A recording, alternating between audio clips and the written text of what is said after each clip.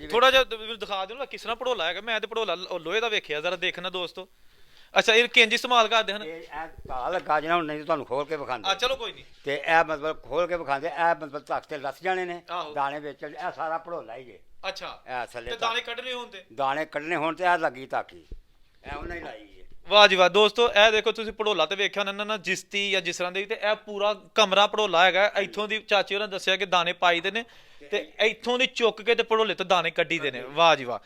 अस्सलाम वालेकुम दोस्तों, मैं औरंगजेब बेग एक नई वीडियो ਨਾਲ ਤੁਹਾਡੀ ਖਿਦਮਤ 'ਚ ਹਾਜ਼ਰ ਹਾਂ। ਔਰ ਇਸ ਵੇਲੇ ਮੌਜੂਦ ਹਾਂ ਮੈਂ ਪਿੰਡ ਸੁਰੰਗੀਆਂ, ਤਹਿਸੀਲ ਪਸਰੂ, ਜ਼ਿਲ੍ਹਾ ਸਿਆਲਕੋਟ। ਔਰ ਇਸ ਪਿੰਡ ਦੀ ਖਾਸ ਬਾਤ ਇਹ ਕਿ ਇੱਥੇ ਡਿਪਟੀ ਨਿਹਾਲ ਸਿੰਘ ਸਾਹਿਬ ਸਨ, ਜਿਹੜੇ ਸਿੱਖ, ਉਹ ਬੜੇ ਵੱਡੇ ਚੁਦਰਾਹਟ ਸੀ ਉਹਨਾਂ ਦੀ। ਔਰ ਉਹ ਇੱਥੇ ਬਕਾਇਦਾ ਫੈਸਲੇ ਕਰਦੇ ਸਨ, ਬੜੀ ਵੱਡੀ ਪੰਚਾਇਤ ਲਾਉਂਦੇ ਹੁੰਦੇ ਸਨ। ਔਰ ਜਿੰਨੇ ਇਲਾਕੇ ਦੇ ਪਿੰਡ ਨੇ ਉਹਨਾਂ ਕੋਲ ਫੈਸਲੇ ਕਰਵਾਉਣ ਆਉਂਦੇ ਹੁੰਦੇ ਸਨ। ਉਹਨਾਂ ਦੀ ਹਵੇਲੀ ਖਲੋਤੇ ਤੇ ਉਹਨਾਂ ਦੀ ਹਵੇਲੀ ਇਹ ਸਾਡੇ ਨਾਲ ਬਜ਼ੁਰਗ ਨੇ, ਅਸੀਂ ਥੋੜਾ ਜਿਹਾ ਇਹਨਾਂ ਕੋਲ ਪੁੱਛਦੇ ਹਾਂ। ਚਾਚਾ ਜੀ, ਕੀ ਨਾਂ ਹੈ ਤੁਹਾਡਾ? ਸਾਡਾ ਮੇਰਾ ਨਾਮ ਜੀ ਅਸਲਮ ਹੈ। ਤੇ ਤੁਹਾਡੇ ਵਾਲਦ ਸਾਹਿਬ ਦਾ ਨਾਂ? ਮੁਹੰਮਦ ਇਬਰਾਹਿਮ, ਇੰਡੀਆ ਦਾ ਰਹਿਣ ਵਾਲਾ ਉਹਨੇ। ਅਸੀਂ ਵੀ ਤੁਸੀਂ ਇੱਥੇ ਆਏ ਹੋ ਬਾਅਦ? ਹਾਂਜੀ ਹਾਂਜੀ, ਠੀਕ ਹੋ ਗਿਆ। ਅੱਛਾ, ਮੈਨੂੰ ਇਹ ਦੱਸੋ ਕਿ ਇਹ ਜਿਹੜੀ ਹਵੇਲੀ ਹੈ, ਅਸੀਂ ਕਿੱਥੇ ਖੜੇ ਆ, ਇਹਦਾ ਥੋੜਾ ਦੱਸੋ। ਇਹ ਡਿਪਟੀ ਨਿਹਾਲ ਸਿੰਘ ਦੀ ਹਵੇਲੀ ਹੈ, ਤੇ ਡਿਪਟੀ ਨਿਹਾਲ ਸਿੰਘ ਦਾ ਇਸ ਘਰ ਸਮਝ ਲਓ। ਤੇ ਡਿਪਟੀ ਨਿਹਾਲ ਸਿੰਘ ਆਪੇ ਮਤਲਬ ਇੱਥੇ ਫੂਸਲਾ ਕਰਨਾ, ਤੇ ਉਸ ਤੋਂ ਬਾਅਦ ਉਹਨਾਂ ਦਾ ਪਸਰੂਰ ਸੀ, ਆਪਣਾ ਉਹਨਾਂ ਦਫ਼ਤਰ ਬਣਾਇਆ ਪਸਰੂਰ। ਤੇ ਇਹ ਗੱਲਾਂ ਬਾਤਾਂ ਜਿਹੜੀਆਂ ਹਾਂ ਸੁਣੀਆਂ ਸੁਣਾਈਆਂ ਨੇ, ਮਝਾਤ ਹੀ ਇੱਧਰ ਤੇ ਜੰਮ ਤੇ ਵੱਡਿਆਂ ਕੋਲ ਸੁਣੀਆਂ ਨੇ। ਤੇ ਇਹ ਜਿਹੜੀ ਹਵੇਲੀ ਹੈ, ਇਹ ਦੱਸਦੇ ਨੇ ਕਿ ਇੱਥੇ ਹੋਰ ਵੀ ਲੋਕੀ ਰਹਿੰਦੇ ਹੁੰਦੇ ਸਨ ਨਾਲ ਉਹਨਾਂ ਦੇ? ਹੋਰ ਵੀ ਘਰ ਸਨ ਉਹਨਾਂ ਦੇ, ਡਿਪਟੀ ਨਿਹਾਲ ਸਿੰਘ ਦੇ ਘਰ ਸਨ, ਹੋਰ ਕਿੱਥੇ ਇੱਥੇ ਰਹਿਣਾ ਸੀ ਕਿਸੇ ਨੇ। ਪੂਰੀ ਫੈਮਿਲੀ ਉਹਨਾਂ ਦੀ ਸੀ। ਹਾਂਜੀ, ਤੇ ਉਹ ਰਹਿੰਦੇ ਹਨ। ਤੇ ਇਹਨਾਂ ਦਾ ਮਤਲਬ ਜਿਹੜਾ ਅੱਗੇ ਬਹਿਣ ਖਲੋਣ ਸੀ, ਉਹ ਬੈਠਕ ਘਰ ਸੀ ਨਾਲ। ਇਹ ਦੜਾ ਜਿਹੜਾ ਬਣਾਇਆ ਉਹਨਾਂ, ਇਹ ਉੱਥੇ ਬਹਿਣ ਖਲੋਣ ਸੀ ਉਹਨਾਂ ਦਾ।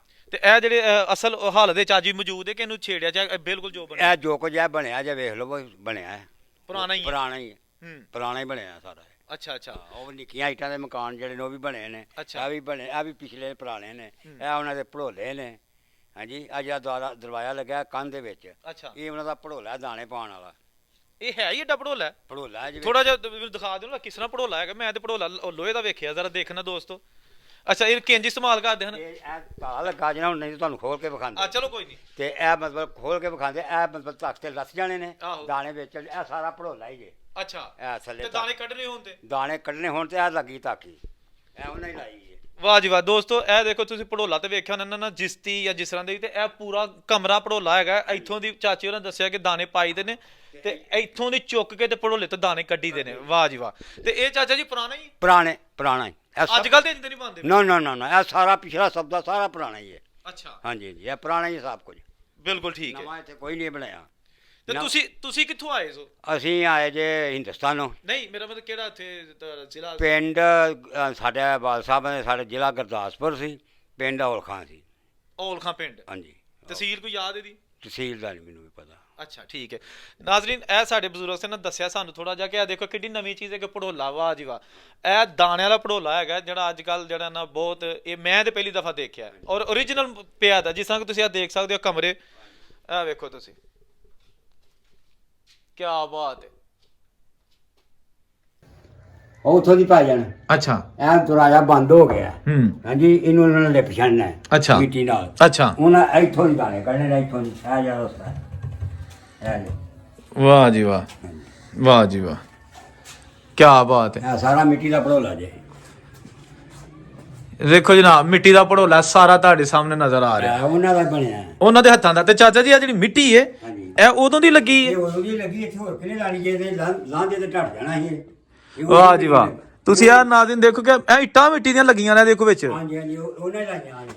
ਇਹ ਦੇਖੋ ਜੀ, ਇਹ ਇੱਟਾਂ ਲੱਗੀਆਂ ਜਾਂ ਇੱਟਾਂ ਦੀ ਸ਼ੇਪ ਬਣੀ ਹੈ, ਸਾਰੀਆਂ ਇੱਟਾਂ। ਇਹ ਕੱਚੀਆਂ ਇੱਟਾਂ ਨੇ, ਇਹ ਨਾਲ ਪੱਕੀਆਂ ਦਾ ਮਕਾਨ ਦਾ ਭੜੋਲਾ ਕੱਚੀ ਇੱਟ ਦਾ ਬਣਿਆ। ਵਾਹ ਜੀ ਵਾਹ। ਗਾਣਾ ਲੱਗਿਆ, ਉਹ ਵੀ ਉਹੀ ਲੱਗਿਆ। ਅੱਛਾ, ਵਾਹ ਜੀ ਵਾਹ। ਤੇ ਇਹ ਇੱਧਰ ਕੀ ਸੀ? ਇਹ ਵੈਸੇ ਕਮਰਾ ਹੈਗਾ ਇੱਧਰ? ਕਮਰਾ ਜੇ, ਇਹ ਕਮਰੇ ਜੋ ਵਾਹ ਜੀ ਵਾਹ। ਇਹ ਪੁਰਾਣੀਆਂ ਵੇਖੋ, ਉਹਨਾਂ ਦਾ ਮਾਲ ਬਣਿਆ। ਲੰਘਦੇ ਹੋ। ਵਾਹ ਜੀ ਵਾਹ। ਇਹ ਲੋ ਜਨਾਬ, ਇਹ ਇੱਕ ਕਮਰਾ, ਤੇ ਅੱਜ ਵੀ ਉਸੇ ਤਰ੍ਹਾਂ ਹੀ ਜਿਹੜਾ ਨਾ ਇਹਦੇ ਵਿੱਚ ਲਮਾਰੀਆਂ ਤੇ ਇਹ ਦੇ ਨਾਲ ਛੱਤਾਂ ਮੌਜੂਦ ਨੇ। ਇਹ ਦੇਖੋ, ਇਹ ਅਲਮਾਰੀ। ਕੀ ਬਾਤ ਹੈ ਜੀ। ਜ਼ੈਲਦਾਰ ਡਿਪਟੀ ਨਿਹਾਲ ਸਿੰਘ, ਉਹਨਾਂ ਦੀ ਹਵੇਲੀ ਤੁਹਾਨੂੰ ਐਸੇ ਦਿਖਾਈ ਜਾ ਰਹੀ ਹੈ ਓਰੀਜਨਲ ਹਾਲਤ ਵਿੱਚ। ਇਹ ਦੇਖ ਲਓ ਜਨਾਬ, ਵਾਹ ਜੀ ਵਾਹ। ਇਹ ਦੇਖੋ ਆ ਸ਼ਾਹਕਾਰ ਤੁਸੀਂ, ਇਹ ਜ਼ੈਲਦਾਰ ਦਾ ਘਰ ਹੁੰਦਾ ਸੀ ਤੇ ਅੱਜ ਵੀ ਅਸਲੀ ਹਾਲਤ 'ਚ ਮੌਜੂਦ ਹੈ। ਆਹ ਦੇਖੋ ਤੁਸੀਂ, ਪਿੰਡ ਸਰੰਗੀਆਂ, ਤਹਿਸੀਲ ਪਸਰੂਰ, ਜ਼ਿਲ੍ਹਾ ਸਿਆਲਕੋਟ। ਵੇਖੋ ਜਨਾਬ, ਉਹੀ ਛੱਤ, ਕੁਝ ਵੀ ਚੇਂਜ ਨਹੀਂ ਕੀਤਾ। ਤੇ ਇੱਥੇ ਜਿਹੜੀ ਫੈਮਿਲੀ ਮਾਸ਼ਾਅੱਲਾ ਰਹਿ ਰਹੀ, ਉਹਨਾਂ ਨੇ ਇਹਦੀ ਪੂਰੀ ਸੰਭਾਲ ਕੀਤੀ, ਇਹਨੂੰ ਛੇੜਿਆ ਨਹੀਂ, ਢਾਇਆ ਨਹੀਂ। ਇਹ ਜਨਾਬ ਕਮਰਾ ਤੁਹਾਨੂੰ ਵਿਖਾਲਦੇ ਆ, ਦੇਖੋ ਉਸੇ ਤਰ੍ਹਾਂ ਚੁਗਾਠ। ਇਹ ਦੇਖੋ ਪੁਰਾਣਾ ਦਰਵਾਜ਼ਾ, ਤੇ ਇਹ ਆ ਗਿਆ ਕਮਰਾ। ਇੱਥੋਂ ਲਾਈਟ ਤੇ ਕੋਈ ਨਹੀਂ, ਲੇਕਿਨ ਇਹ ਵੇ ਕਿ ਜਿੰਨਾ ਕੋਈ ਕੈਮਰਾ ਤੁਹਾਨੂੰ ਵਿਖਾਲਦੇ ਆ। ਇਹ ਵੇਖੋ, ਇਹ ਵਿੱਚ ਨਾ ਇੱਕ ਹੋਰ ਕਮਰਾ, ਕਮਰੇ 'ਚ ਕਮਰਾ ਹੈ। ਇਹ ਹੁਣ ਥੋੜੀ ਜਿਹੀ ਉੱਤੇ ਦਰਾੜ ਪੈਣੀ ਸ਼ੁਰੂ ਹੋ ਗਈ ਹੈ, ਲੇਕਿਨ ਜਨਾਬ ਇਹ ਦੇਖੋ ਪੱਕੇ ਮਕਾਨ ਉਦੋਂ ਦਾ, ਜ਼ੈਲਦਾਰ ਦਾ ਘਰ, ਪਿੰਡ ਸਰੰਗੀਆਂ।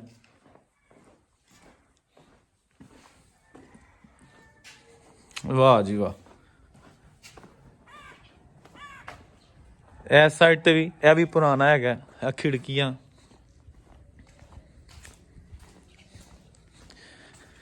ਇਹ ਜੀ ਸਾਡੇ ਜਿਹੜੇ ਬਜ਼ੁਰਗ ਇੱਥੋਂ ਚਲੇ ਗਏ ਨੇ, ਉਹਨਾਂ ਦੇ ਹੱਥਾਂ ਦਾ ਬਣਿਆ ਇੱਕ ਬਹੁਤ ਹੀ ਵਧੀਆ ਸ਼ਿਕਾਰ। ਇਹ ਮੰਜੀ ਵੀ ਕੋਈ ਪੁਰਾਣੀ ਲੱਗਦੀ ਹੈ, ਇਹ ਕੁਝ ਮੰਜੀ ਵੀ ਕੋਈ ਪੁਰਾਣੀ ਲੱਗਦੀ ਜੇ। ਆਹ ਦੇਖੋ ਜੀ, ਵੱਡਾ ਕਮਰਾ, ਗੋਦਾਮ ਹੈਗਾ ਦਾਣਿਆਂ। ਇਹ ਹੁਣ ਚਲੋ ਗੋਦਾਮ ਨਾ ਬਣਾ ਲਿਆ, ਲੇਕਿਨ ਇਹ ਜੀ ਪੁਰਾਣਾ ਹੀ ਪਹਿਲੇ ਤੋਂ। ਅੱਛਾ, ਇਹ ਗੋਦਾਮ ਜੀ, ਜ਼ੈਲਦਾਰ ਦਾ ਗੋਦਾਮ। ਤੇ ਇਹ ਹੁਣ ਹਨੇਰਾ ਹੈ, ਲੇਕਿਨ ਵਾਹ ਜੀ ਵਾਹ, ਇਹ ਕਿਆ ਕਮਰਾ, ਓਰੀਜਨਲ ਛੱਤਾਂ, ਕੋਈ ਚੇਂਜਿੰਗ ਨਹੀਂ ਹੋਈ। ਇਹ ਦੇਖ ਸਕਦੇ ਹੋ। ਵਾਹ ਜੀ, ਇਹ ਕੋਈ ਛੱਤਾਂ ਉੱਤੇ ਬਣਿਆ ਸਮਾਨ ਐਕਸਟਰਾ ਰੱਖਣ ਵਾਸਤੇ ਉਦੋਂ ਦਾ। ਵਾਹ ਜੀ ਵਾਹ। ਇਹ ਜੀ ਇੱਥੇ ਸਰਦਾਰ ਜ਼ੈਲਦਾਰ ਰਹਿੰਦੇ ਸਨ, ਜਿਹੜੇ ਪਿੰਡ ਸਰੰਗੀਆਂ ਦੇ ਵਿੱਚ ਬਹੁਤ ਰਕਬੇ ਦੇ ਮਾਲਕ ਸਨ। ਇਹ ਸਾਰੀ ਉਹਨਾਂ ਦੀ, ਇਹ ਦੇਖੋ ਇਸ ਸਾਈਡ ਤੇ ਵੀ ਥੋੜੇ ਪੁਰਾਣਾ ਕਮਰੇ ਨੇ। ਹੁਣ ਡੇਰਾ ਸਾਡੇ ਇੱਥੇ ਜਿਹੜੇ ਸਾਹਿਬਾਨ ਰਹਿੰਦੇ ਨੇ, ਉਹਨਾਂ ਨੇ ਡੇਰਾ ਆਪਣਾ ਬਣਾਇਆ। ਇਹ ਦੇਖੋ, ਵਾਹ ਜੀ ਵਾਹ, ਆਹ ਲੱਕੜ ਦਾ ਕੰਮ, ਬਿਹਤਰੀਨ ਚੁਗਾੜ। ਤੇ ਵੇਖੋ ਹੁਣ ਇਹ ਤਾਂ ਦੇਖੋ, ਇਹ ਦੇਖੋ ਜਨਾਬ, ਕਿੱਡੀ ਖੂਬਸੂਰਤ ਹਵੇਲੀ ਹੈ ਤੇ ਕਿੰਨਾ ਖੂਬਸੂਰਤ ਕੰਮ ਹੈ ਛੋਟੀ ਇੱਟ ਦਾ। ਇਹ ਦੇਖੋ ਛੋਟੀ ਇੱਟ, ਇਹ ਦੇਖੋ, ਇਹ ਚੈੱਕ ਕਰੋ। ਵਾਹ ਜੀ ਵਾਹ।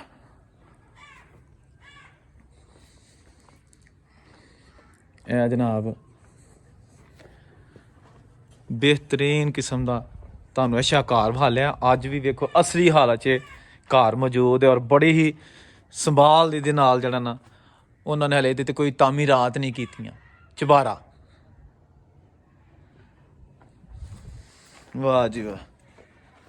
ਇਹ ਦੇਖੋ ਤੁਸੀਂ, ਇਹ ਕਮਰਾ, ਇਹ ਛੋਟੀ ਜਿਹੀ ਬਰਾਮਦੀ ਉੱਤੇ ਬਣੀ ਸ਼ੇਡ ਬਣਿਆ, ਉਹ ਵੀ ਲੱਕੜ ਦਾ ਹੀ, ਕਿਉਂਕਿ ਉਹ ਤਾਂ ਸੀਮੈਂਟ ਸੂਮੈਂਟ ਜਾਂ ਸਰੀਏ ਦਾ ਤੇ ਨਹੀਂ ਕੰਮ ਹੁੰਦਾ ਨਹੀਂ ਸੀ। ਇਹ ਹੁਣ ਤੇ ਟੋਕਾ ਲੱਗਾ, ਲੇਕਿਨ ਇਹ ਦੇਖੋ ਤੁਸੀਂ, ਵਾਹ ਜੀ ਵਾਹ। ਇਹ ਜਨਾਬ ਤੁਹਾਨੂੰ ਦਿਖਾ ਰਿਹਾ ਜ਼ੈਲਦਾਰ ਦੀ ਹਵੇਲੀ, ਜਿਹੜੇ ਕਿ ਵੰਡ ਤੋਂ ਬਾਅਦ ਫਿਰ ਭਾਰਤ ਚਲੇ ਗਏ। ਇਹ ਉਹਨਾਂ ਦੇ ਰਿਹਾਇਸ਼ਗਾਹਾਂ ਤੇ ਉਹਨਾਂ ਦੇ ਡੇਰੇ ਤੁਹਾਨੂੰ ਦਿਖਾ ਰਿਹਾ, ਜਿਹੜੇ ਕਿ ਅਸਲੀ ਹਾਲਤ 'ਚ ਅੱਜ ਵੀ ਮੌਜੂਦ ਨੇ।